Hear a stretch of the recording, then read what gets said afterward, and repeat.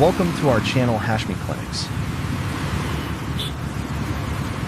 All right, welcome everyone. In this clinical explainer, we're really going to dive deep into Agraphis Nutans. You know, most of us know it for one big thing, adenoids, but our goal here is to go way beyond that.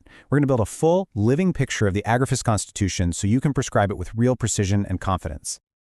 So here's how we're going to tackle this. First, we'll start with the heart of the remedy, the bluebell itself.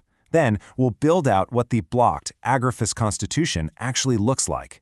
From there, we'll get into the mind and modalities, look at its key clinical spheres, and then, this is crucial, compare it to some of its lookalikes. And we'll wrap it all up with some solid, practical prescribing tips. Okay, let's jump right in. Section 1. The Bluebell Remedy. We're going right for the core essence, the one thing that makes this remedy tick. And here it is. This is the big one. Adenoids, throat deafness. If you remember absolutely nothing else from our time together today, remember this.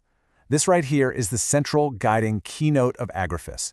It's so characteristic, it's often the very first clue that points you in this direction.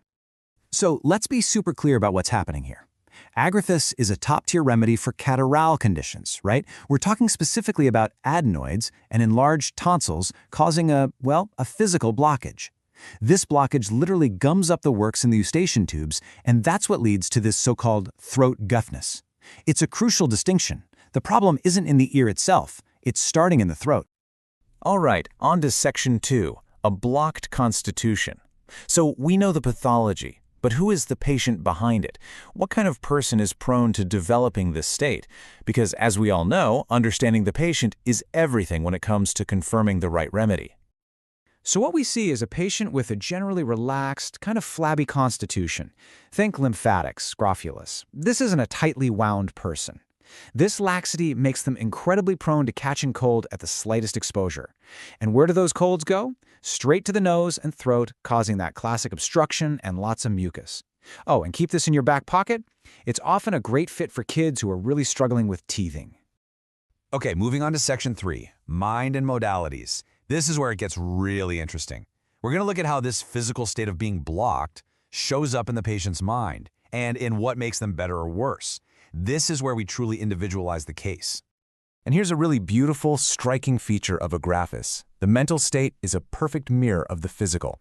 Think about it. The Eustachian tubes are physically blocked, right? While mentally, the patient is also blocked. They're quiet, they're taciturn, they just don't want to talk. And this can go all the way to mutism in childhood. And crucially, this is a mutism that has nothing to do with being deaf. It's a profound confirming symptom. Now look at how perfectly the modalities confirm this whole picture.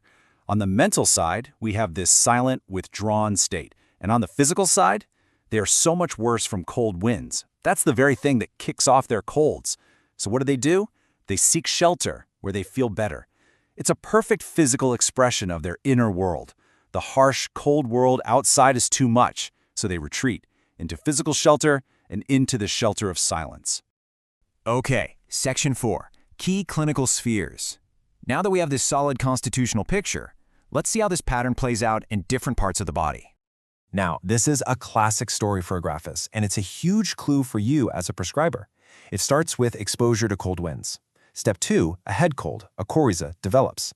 But then, Step 3, that cold gets suppressed. Maybe with conventional medicine, who knows? But the key is, the problem doesn't just disappear. It moves. It goes from the nose and throat down to the bowels. And voila, Step 4, a mucus diarrhea begins. If you see this sequence in a case history, Agraphis should be flashing in your mind. So when you put it all together, you see a really clear pattern. The action is all about the mucous membranes. It hits the nose with that obstruction, often from adenoids, with a sensation right at the root of the nose. It hits the ears, causing that throat deafness from the Eustachian tube issues, the throat, of course, with enlarged tonsils. And then, if that expression gets shut down, it shifts to the bowels, resulting in that mucus diarrhea. Okay, next up, Section 5, Comparative Materia Medica. We've got a pretty clear picture of Agraphis now, but here's the million-dollar question for the clinic. How do we tell it apart from other remedies that also scream adenoids? This is where it all comes together. Look at this comparison. Yes, all three can present with adenoids, but the patient is totally different. The Agraphis kid is silent, withdrawn, and gets sick from cold wind. Now, contrast that with calc phos. That child is often whiny, never satisfied, and it's the cold, damp weather that gets them. And then you have sulfur iodatum, who's the complete opposite. They're hot, restless, irritable, and just want to be in the open air. See? Even with the same core pathology, the mental state and modalities make the choice crystal clear. And finally, Section 6, Prescribing Agraphis Nutans. Let's boil all of this down into some clinical pearls, the key takeaways you can use in your practice tomorrow. So here's your mental checklist for Agraphis. First and foremost, the chief indication, adenoids and throat deafness. That's your front door. Next, you absolutely have to think of it when you hear a history of a suppressed cold that's followed by a mucus diarrhea. Then, look at the child themselves. Are they silent, taciturn, and chilly? This is a huge confirmation. It's especially indicated for those adenoids and enlarged tonsils that flare up during dentition. And the final lock on the prescription. The patient is extremely sensitive to cold winds and always feels better when they can get into shelter.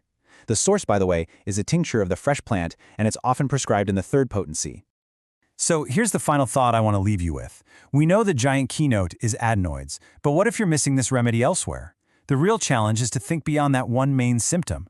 The next time you see a kid with mutism, or you have a case with that stubborn mucus diarrhea that started right after a cold was suppressed, dig a little deeper.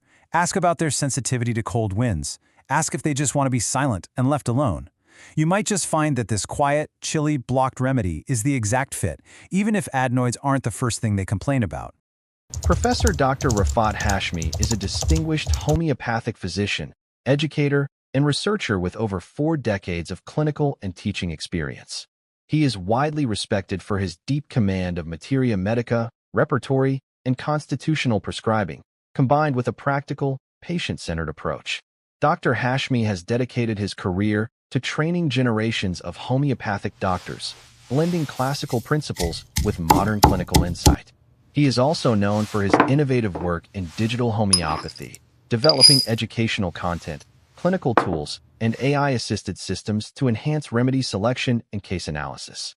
With a strong commitment to ethical practice and lifelong learning, Professor Dr. Rafat Hashmi continues to guide, inspire, and elevate the standards of homeopathic education and patient care.